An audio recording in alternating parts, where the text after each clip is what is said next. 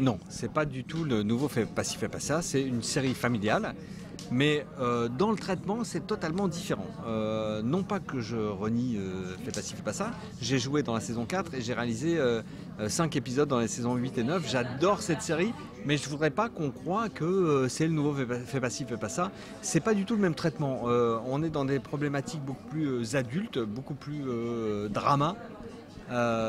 S'il y avait une familiarité, une filiation, ça serait plutôt This Is Us, dans la dramédie.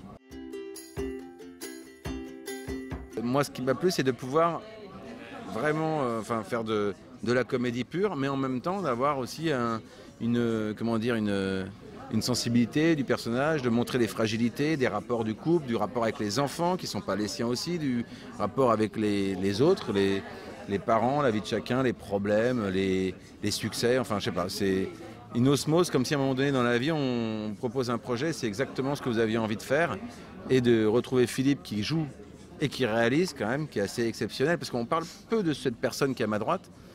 Il est extraordinaire dans sa façon de toujours être très heureux. Ça fait bizarre de parler de lui à côté de lui, mais je préfère le dire aux gens.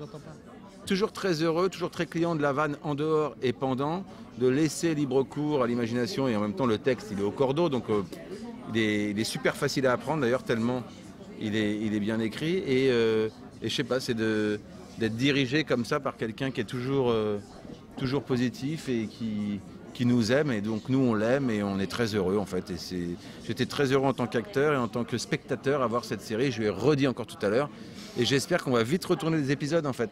En tout cas, moi je suis heureux pour une chose, pour plein de choses, mais pour une chose, c'est que vous découvrirez Fred Testo comme on l'a rarement vu, sur une sensibilité à fleur de peau, et on l'a rarement vu comme ça.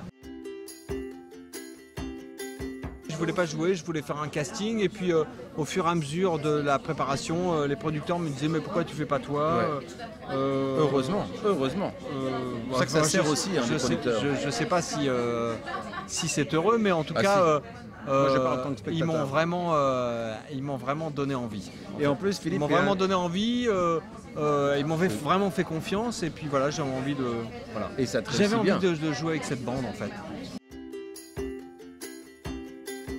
Moi, ce qui m'a plu dans cette série, c'est que moi, je m'identifiais à ces familles. Je connaissais les problématiques de chacun parce que j'ai des enfants, et que en fait, avoir des enfants, essayer de créer une famille, c'est le bordel.